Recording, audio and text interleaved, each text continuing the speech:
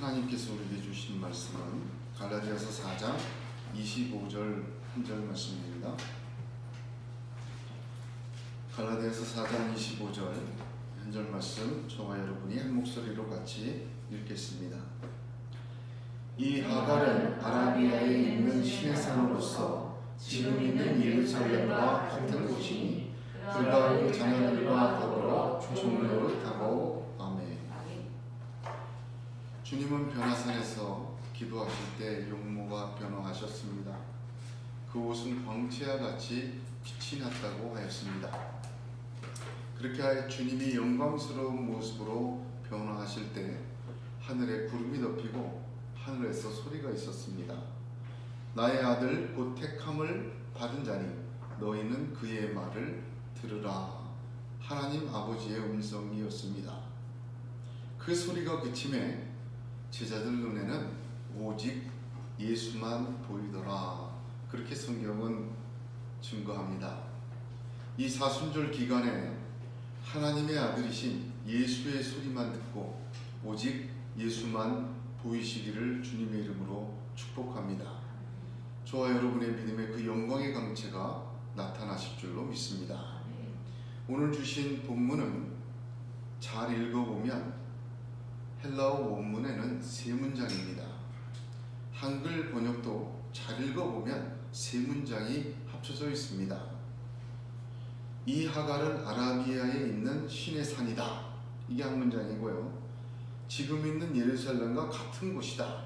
이게 또 한 문장입니다. 그리고 맨 마지막, 그가 그 자녀들과 더불어 종노릇했다.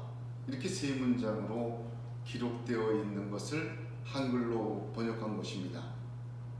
첫 번째를 보면 이 하갈은 아라비아에 있는 신의 산이다. 이 말은 이 하갈은 아라비아에 있는 신의 산을 의미한다. 나타낸다. 아라비아에 있는 신의 산을 표상한다. 그런 뜻입니다.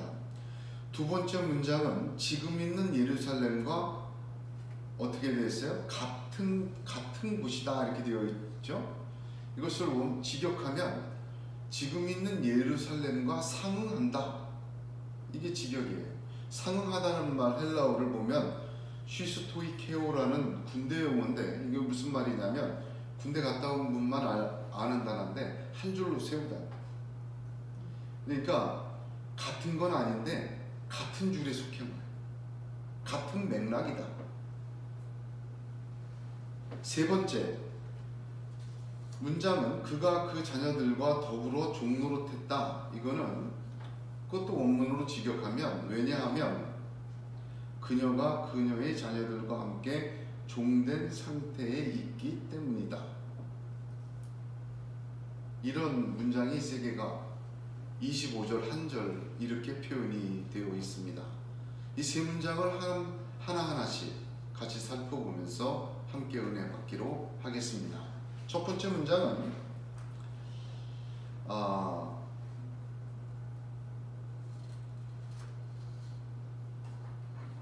하갈은 아라비아에 있는 신의 산을 나타낸다 입니다. 한 단어 한 단어를 얼마나 골라서 썼는지 굉장히 참 성령의 감동 없으면 이렇게 못 얘기합니다. 여기에 지명을 아주 구체적으로 적었는데 아라비아에 있는 신의 산이라고 적었어요. 이 아라비아가 두 가지 의미를 갖는데 첫 번째는 아라비아라는 것은 약속의 땅과 거룩한 하나님의 역사가 나타나는 땅 바깥에 있는 곳입니다. 즉 하나님의 역사와 전혀 상관이 없는, 언약과 전혀 상관이 없는 이방의 땅, 그것을 말합니다. 약속의 땅 가나안을 가기 위해 준비하며 지나가는 자리였습니다. 신명기 5장과 6장을 보면 십계명을 다시 얘기하고 쉐마를 얘기할 때 모세가 계속해서 얘기합니다. 뭐라고 합니까? 이는 곧 너희 하나님 여호와께서 너희에게 가르치라 명하신 바 명령과 규례와 법도라. 너희가 건너가서 얻을 땅에서 행할 것이니 이렇게 얘기합니다. 건너가서 얻을 땅에 행하기 위하여 지나가는 자리, 거치는 곳, 아라비아입니다. 바울이 굳이 시내산을 아라비아에 있다고 표현한 이유가 여기 있습니다. 시내산은 지나가는 곳이요 영원한 것이 아닙니다. 목적지가 아니라 거쳐야 하는 곳이라는 의미를 말해주기 위해서입니다. 두 번째 아라비아의 의미는 우리 갈라디아서 1장 17절 강의할 때 한번 말씀드렸습니다만, 바울이 다메섹 도상에서 회심한 후에 3년 동안 가 있던 곳이 아라비아입니다. 누구보다도 아라비아의 특성을 잘 알았습니다. 아라비아라는 곳은 광범위한 지역을 나타내는데, 우리도 지금 동남아시아 그러면 동북아시아 그러면 어디랄까 한국, 북한 이렇게 일본 완전히 지금 동남아시아 그러면 광범위한 지명처럼 아라비아도 광범위한 지명이고 의미입니다. 아라비아에는 이스마엘과 에돔 사람들이 거주하였습니다. 그들은요 영원히 하나님의 언약의 백성에 들어올 수 없는 민족이었습니다. 그러므로 아라비아라는 말은 지역을 나타낸다기보다는 어떤 문명 전체를 의미합니다. 이스마엘과 에돔의 문명, 절대로 하나님의 백성이 될 수 없는 그 사람들의 문명, 그들 자신들이 아브라함을 자기들의 조상으로 말하는 문명, 힘과 싸움과 학식과 사상 체계와 가치들 모두를 의미합니다. 사실 그들의 문명은 매우 발달했습니다. 요즘 내셔널 지오그래픽이나 이렇게 가끔 보면 페트라 유적 혹시 보신 적이 있는지 몰라요. 그 페트라 유적이 아라비아 문명의 중심이었습니다. 불가사의죠? 어떻게 그렇게 만들었는지. 그러므로 아라비아에 있는 시내산이라는 두 번째 의미는 절대로 하나님의 거룩한 곳에서 제외된 곳, 제외된 사람, 그런 사람들이 쌓아온 문명, 가치, 학문, 신앙, 그 발달된 모든 것을 이야기하기 위하여 아라비아에 있는 시내산이라는 명칭을 붙인 것입니다. 성경의 하갈은 바로 그 모형이라는 말입니다. 시내산은 율법을 의미합니다. 여러분 실제로 하갈은 여기 아브라함의 그 이스마엘 낳은 여자의 이름이기도 하지만 지금도 시내산 부근의 현재의 지명이기도 합니다. 시내산 근처를 하가르라고 부르네요. 유대 전승에 따르면 하갈은 아마도 페트라 유적의 인근 그리고 아라비아의 중심부에 위치한 시내산의 고대적 명칭이 하가르였다고 이야기합니다. 그러니까 시내산이 지금 부르는 이름이 또 달라요. 근데 고대 명칭은 하가르였다. 거기서 이스라엘은 십계명을 받았습니다. 약속의 땅에 들어가기 위한 준비였고, 이 율법은 하나님께서 모세에게 산에서 직접 주셨지만 금송아지 때문에 이미 주실 때 깨졌어요. 그들이 갖고 있는 십계명은 어떤 거죠? 모세보고 만들어 오라 그랬어요. 하나님이 직접 주신 건 이미 깨졌어요. 그 율법은 이미 깨어진 거예요. 오히려 그 둘째 돌파는 그 자체가 그들의 범죄함을, 그들의 죄됨을 드러내는 상징이 되고 만 것입니다. 하갈은 지명으로도 시내산이며 시내산은 인간의 죄됨을 드러내는 의미였습니다. 그 위치 역시 하나님의 약속과 역사와 거룩함과는 전혀 상관이 없는 지역 안에 있는 곳이었습니다. 로마서 3장 20절에 그러므로 율법의 행위로 그의 앞에 의롭다 하심을 얻을 육체가 없나니 율법으로는 죄를 깨달음이라, 그렇게 설명하고 있는 것입니다. 한마디로 아라비아에 있는 신의 산으로는 죄의 종임을 깨닫게밖에 하지 못한다. 그렇게 성경은 이야기하고 있는 것입니다.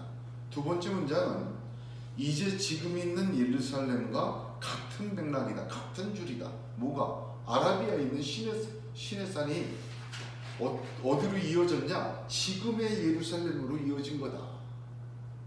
그 얘기입니다. 바울 당시 예루살렘은 아브라함 자손됨의 근거였어요. 누구나 성인이면 어디 살든지 6월절에는 와야 돼요. 거기 안 오면 안 돼요. 성전이 있고 율법이 있었습니다.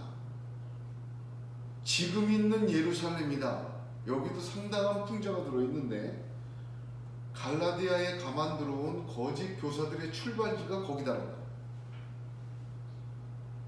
그들의 뿌리는 신의 산이고 아라비아에 있는 곳이고 하갈이다. 그렇게 연결되는 것입니다. 그들 가르침의 출발지 지금의 예루살렘이다. 그들의 뿌리, 그들의 정체성, 지금의 예루살렘이 그들의 정체성이다. 그렇게 얘기합니다. 여기 예루살렘이라는 지명을 적을 때 성경에 일반적으로 지명을 나타내는 예루살렘과 신성시되는 예루살렘을 표현할 때 다른 단어를 썼어요.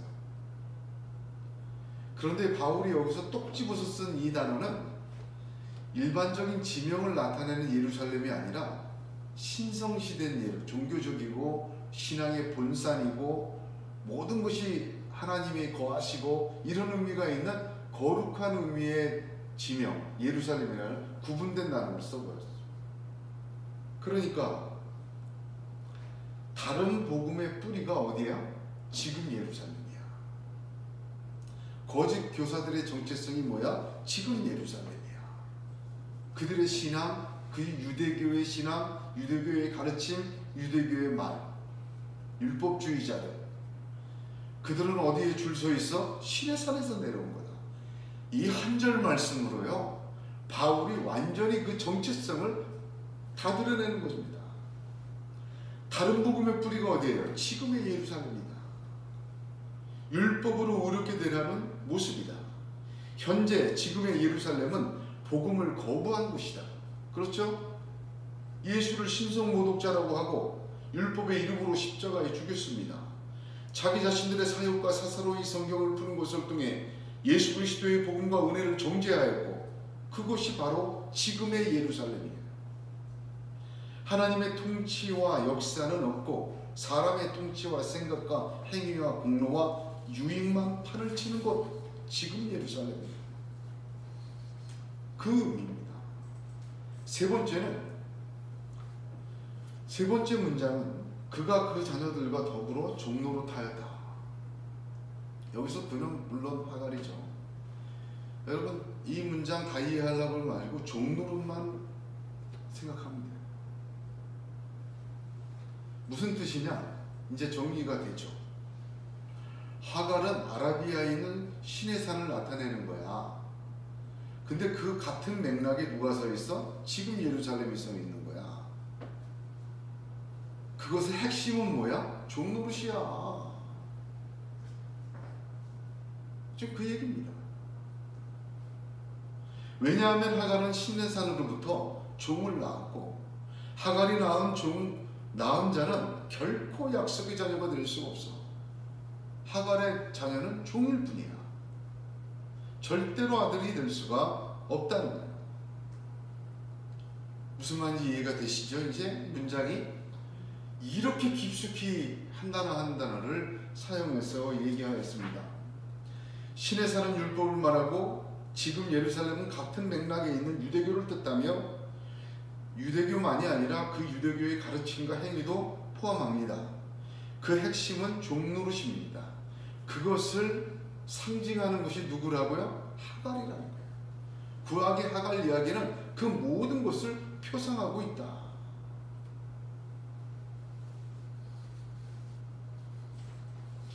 여러분 여기서 핵심이 되는 단어, 이 모든 것 종노릇이다라는 거예요.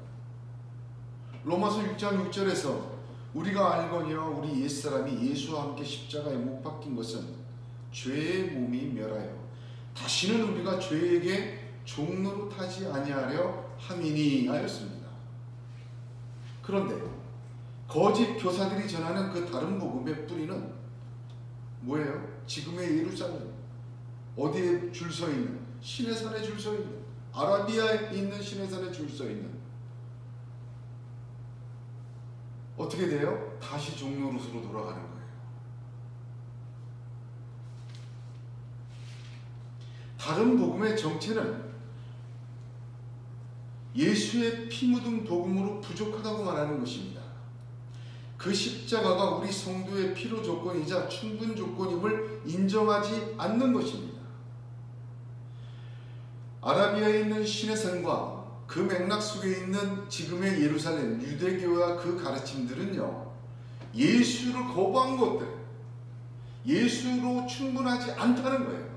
예수를 믿고도 뭔가 더 필요하다는 것입니다. 그게 다른 복음의 정체예요. 그 뿌리입니다. 이것은요, 하나님이 허락하신 십자가를 무력화시키는 거예요. 무슨 말이냐? 하나님의 역사가 불충분하다. 뭔가 우리가 더 해야 된다. 그게 다른 복음의 핵심이에요. 그 결과 뭐가 돼요? 종노릇하는 거예요. 다시 로마서 8장 3절 4절을 보면 율법이 육신으로 말미암아 연약하여 할 수 없는 그것을 하나님은 하신다 하였습니다.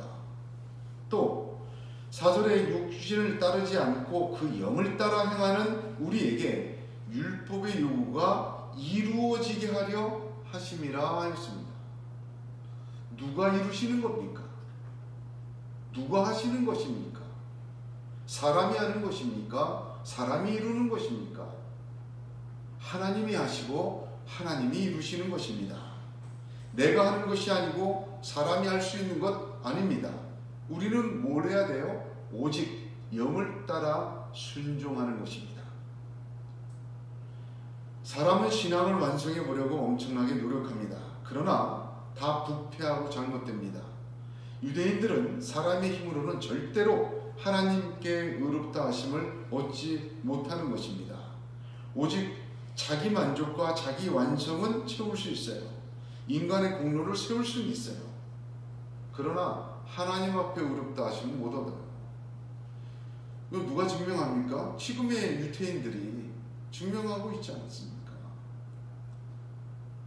예수의 십자가는 완전하고 충분합니다.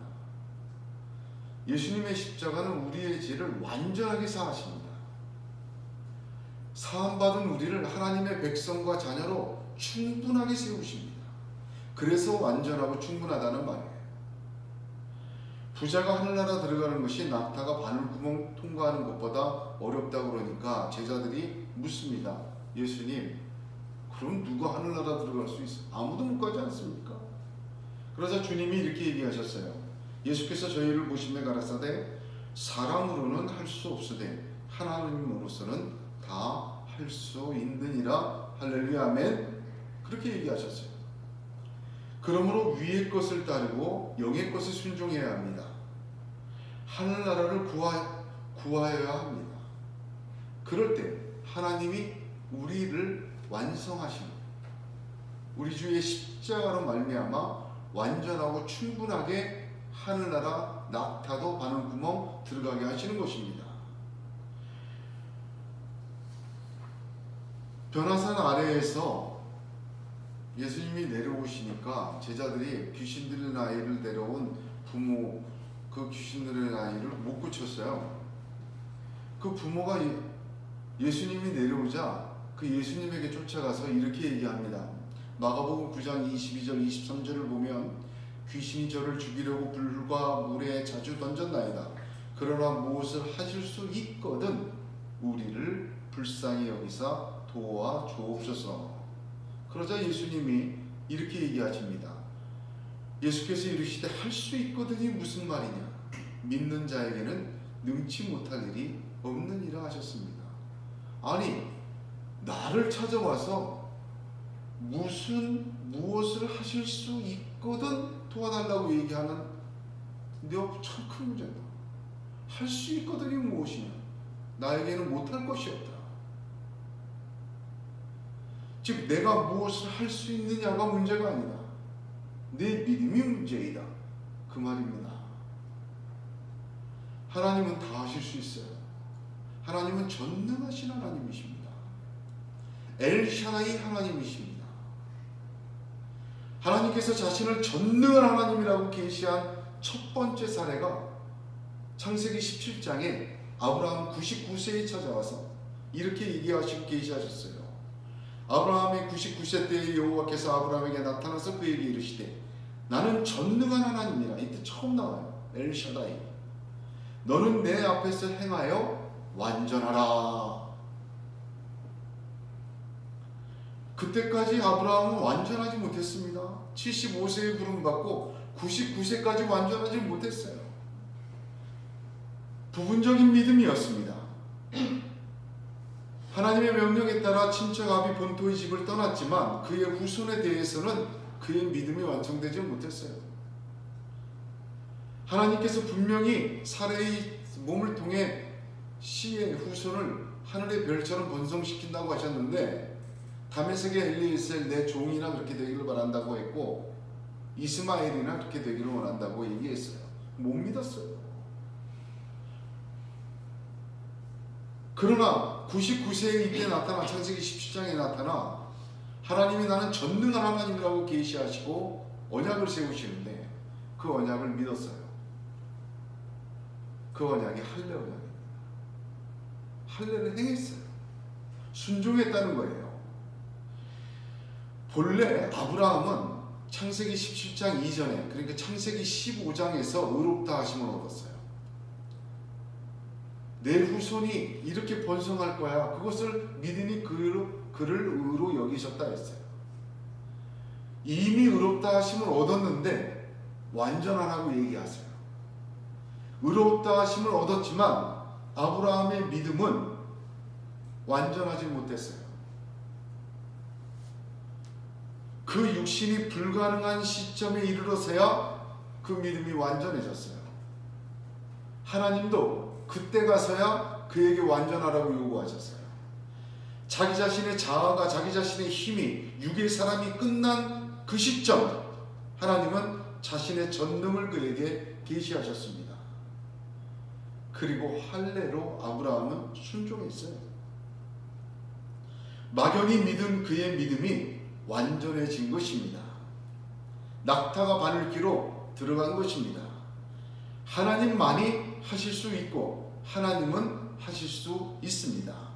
이 하나님의 전능하심에 의문을 가지지 말아야 합니다. 불완전하고 막연한 믿음이 완전해지셔야 합니다.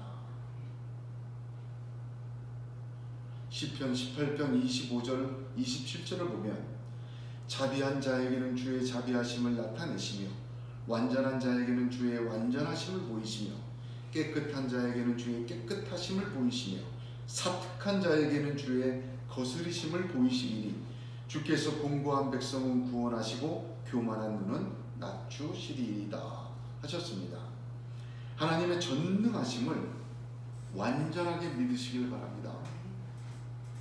하나님은 우리에게 완전한 걸 요구하세요.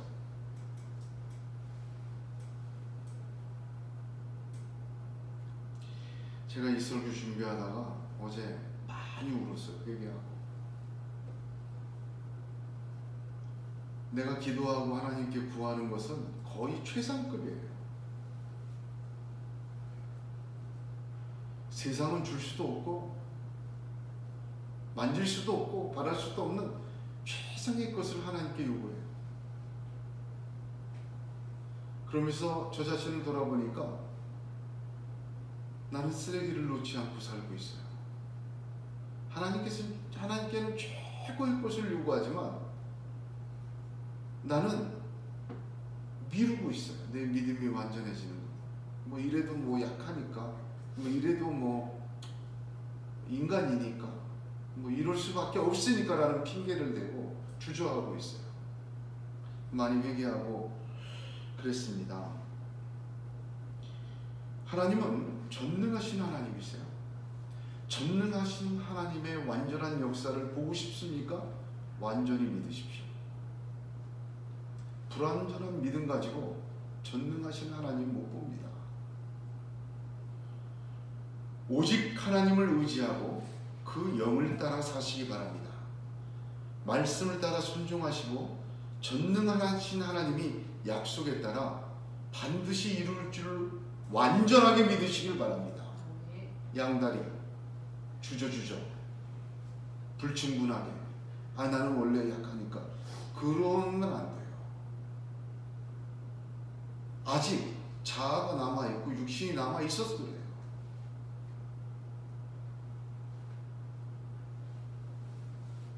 하나님은 전능하시고 하나님의 언약에 완전하게 역사하십니다. 그러길 원하세요. 대충 만들다 마는 불량품으로 우리를 세우길 원치 않으세요. 그래서 그 믿음이 완전해지기까지 아브라함의 자아가 죽을 때까지 25년 기다리십니다. 여러분과 저에게는 보증서가 있잖아요. 여러분 공증 쓰는 거 아세요? 보증서가 있어요. 예수의 십자가입니다. 자기의 아들 아직 우리가 죄인 되었을 때 대속물로 죽이셨어요. 그것으로 우리에게 대한 자신의 사랑을 확증하셨어요. 자기의 아들을 주신 하나님께서 무엇을 아끼시고 무엇을 주시지 않고 무엇을 제외하겠습니까? 하나님은 우리에게 전능한 하나님으로 나타나기를 원하십니다. 행하여 완전해지는 저와 여러분 믿음, 삶이 되시기를 주의 이름으로 축복합니다. 그 전능하신 하나님은 예수님에게 모든 것을 맡기셨습니다. 에베소서 1장 21절 보면 모든 정사와 권세와 능력과 주관하는 자와 이 세상뿐 아니라 오는 세상에 일컫는 모든 이름 위에 뛰어나게 하셨다 합니다. 요한복음 13장 3절을 보면 저녁 먹는 중 예수는 아버지께서 모든 것을 자기 손에 맡기신 것과 또 자기가 하나님께로부터 오셨다가 하나님께로 돌아가실 것을 아시고 합니다.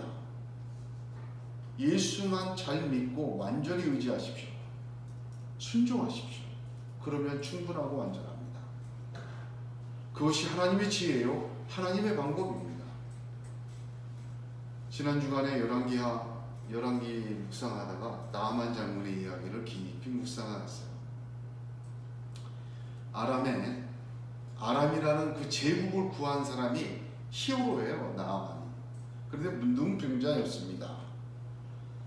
어떻게 엘리사를 만나러 왔어요. 와서 엘리사에게 가니까 엘리사가 만나주지도 않고 말을 합니다. 요단강에 가서 7번 씻으라고. 이거 나아만 장군이 화가 났어요. 그가 내게로 나와 서서 안 나왔잖아요. 그의 하나님 여호와의 이름을 부르고 그의 손을 그 부위 위에 흔들어 나병을 고칠까 하였도다. 완전 자기 생각이죠. 자기 방법이죠. 자기 기대죠. 다메섹에는 더 좋은 강이 있다. 그런데 이 흙탕물에 들어가서 7번 씻으라고 하느냐. 그리고 화를 내며 돌아가는 차였어요.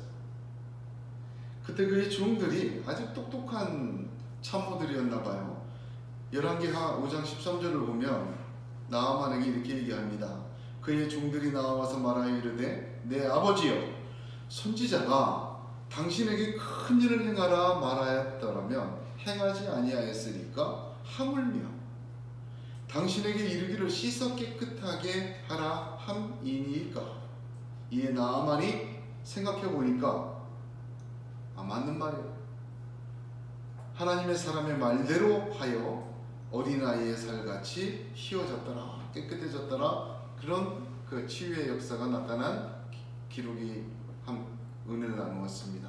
근데 저는 여기서 하물며라는 단어가 눈에 띄었어요. 가슴에 탁 와서 박혔어요.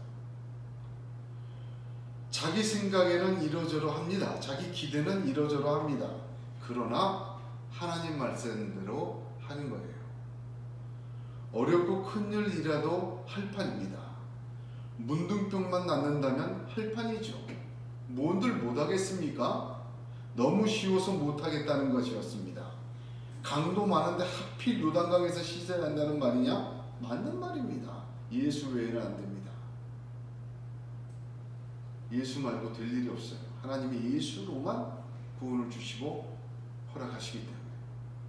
요단강이어야만 합니까? 예수여야만 합니다.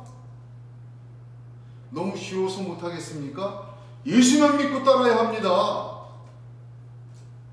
예수로 충분하고 예수로 완전하고. 그런데 왜 대충 믿어야 합니까? 왜 대충 의지해야 합니까? 왜 주저해야 합니까? 왜 아직도 저울질을 하고 있고 나는 인간이고 육이고 약하니까 완전히 믿지 못하겠다고 변명하고 있습니까?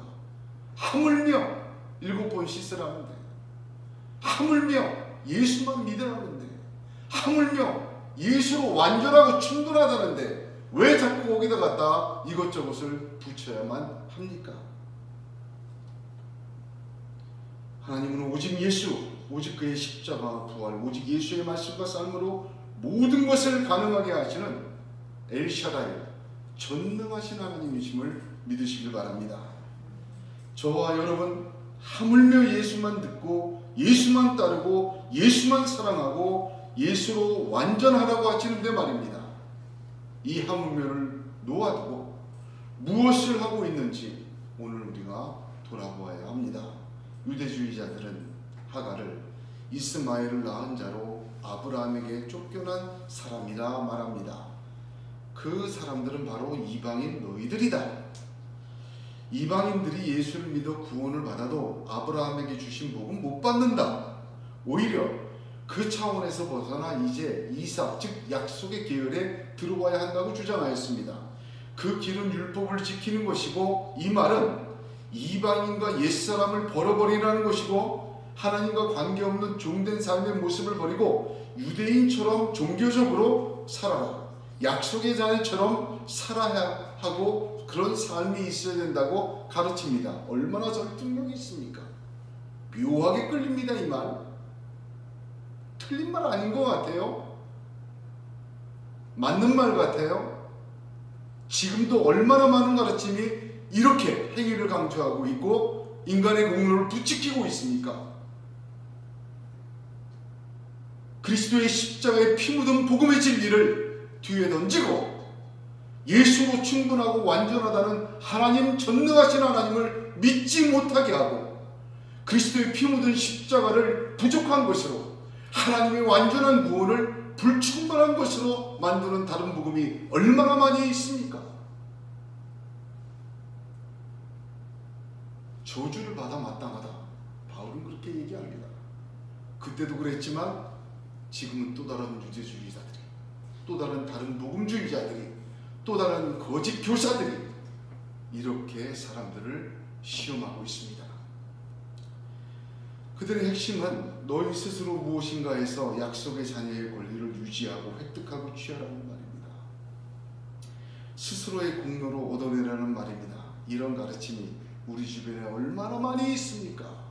저주를 받아 마땅합니다. 여러분 생각해 보시기 바랍니다. 부모가 어버이날에 자녀로부터 그 콩 묻은 돈 다 부모가 준 거 아닙니까? 그걸로 선물을 받는데 그렇게 기뻐요. 자기 자녀가 그렇게 마음이 느껴지는 거죠. 참 보상이 되는 거죠. 자녀에게 그런 마음을 받으면. 그러나 아무리 좋고 비싸고 감당해도 마음이 안 보이는, 사욕이 보이는 거치대에 선물을 받아보십시오.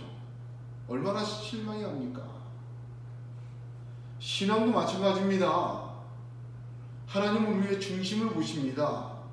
갈라디아서 6장 7절에 스스로 속이지 말라, 하나님은 만홀히 여김을 받지 아니하신다 였습니다.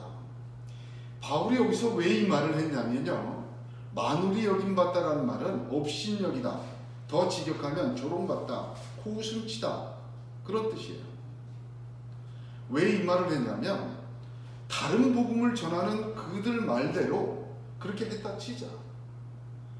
그 육으로 심고 영의 것을 열매 받기를 바라면 하나님의 정의와 지혜와 방법을 조롱하는 것이다.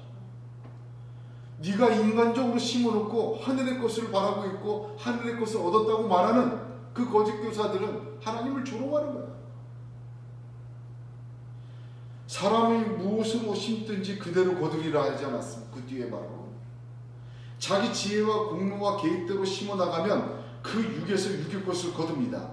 만약 그렇게 해도 영의 것, 하나님의 지혜, 하나님의 계획, 하나님의 역사의 것을 얻었다고 떠들고 다닌다면 그것은 하나님을 조롱하는 것이다. 하나님은 절대로 그것을 허락하지 않으신다. 그 말입니다.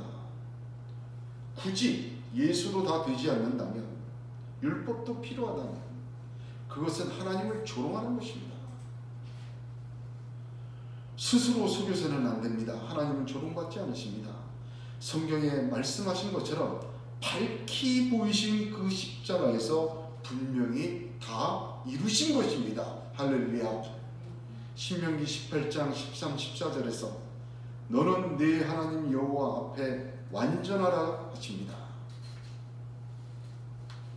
그리고는 네가 쫓아낼 이 민족들은 기름을 말하는 자나 복술자의 말을 듣거니와 네게는 네 하나님 여호와께서 이런 일을 용납지 아니하시느니라 하였습니다.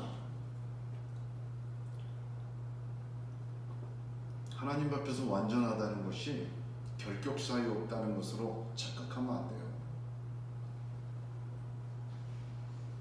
하나님의 앞에서 완전하다는 것이 뭐 흠도 없이 뭐 100% 그렇게 생각하면 큰일입니다. 신명기를 이 말씀을 제가 왜 읽었냐면 하나님이 용납하지 않는 것을 나도 용납하지 않는 게 완전한 거예요. 바울은 고린도후서 11장 4절에 만일 누가 가서 우리의 전파하지 아니한 다른 예수를 전파하거나 혹 너희의 받지 아니한 다른 영을 받게 하거나 혹 너희의 받지 아니한 다른 복음을 받게 할 때에는 너희가 잘 용납하는구나 이렇게 얘기했어요. 여러분 우리는 너무 하나님이 용납 안 한 거를 순순히 받아들여요. 이건 큰 문제입니다.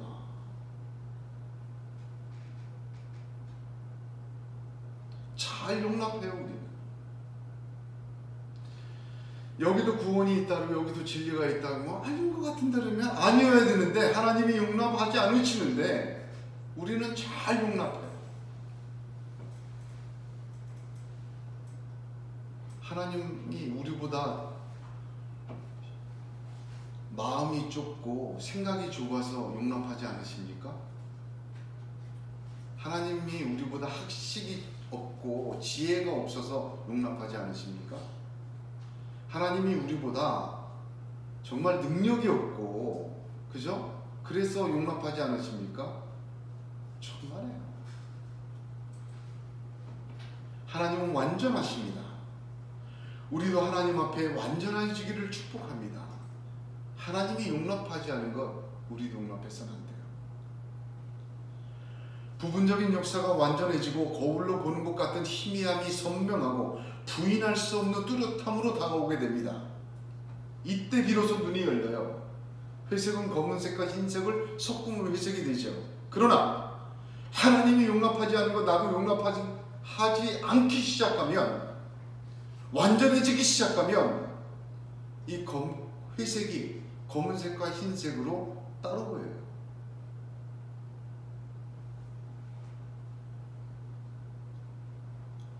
우리 삶 속에서 섞여 있습니다. 언제는 하나님의 역사요, 언제는 내 자신의 역사요, 또는 사람들의 역사요, 사단의 역사가 회색처럼 여러 색으로 섞여 있어요.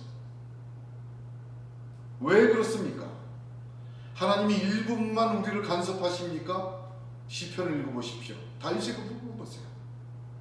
우리를 상관하시는 하나님, 우리를 조성하시는 하나님, 우리의 머리털까지 샘바된 하나님. 왜 그렇습니까? 우리가 부분적으로 믿기 때문입니다. 엘샤다이 하나님은 우리를 완전하게 재창조하시길 원하세요. 예수님 앞에서 다른 것을 용납하지 마시기 바랍니다. 예수로 충분하고 완전합니다. 하나님이 하시는 것입니다. 하나님은 십자가에서 다 이루신 주님의 역사를 통해 저와 여러분에게 완전하게 그 약속과 언약을 이루실 줄로 믿으시기를 축복합니다. 하갈은 아라비아에 있는 신의 산을 나타낸다. 지금 있는 예루살렘은 그것과 같은 줄에 써 있는 것이다. 그의 핵심은 종노릇이다. 왜 다시 돌아가려고 하느냐? 오늘 하나님은 저와 여러분에게도 그렇게 말씀하고 계십니다. 기도하겠습니다. 거룩하시고